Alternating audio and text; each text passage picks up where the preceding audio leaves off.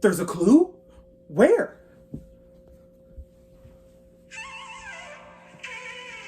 Right there.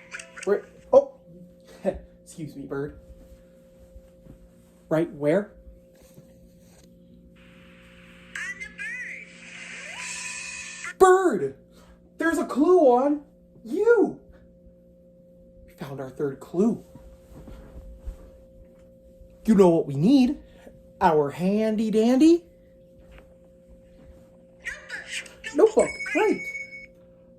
Wow. We waited and waited, and now we found our third clue. A bird. Let's draw a circle for the head and a beak like this. 2 eyes, a curve around for each wing, 2 legs, and a tail, and there, a bird. We have all 3 clues to figure out what Blue wants to do while we wait for the egg to hatch. We're ready to sit in our Thinking chair. thinking chair, right? Come on.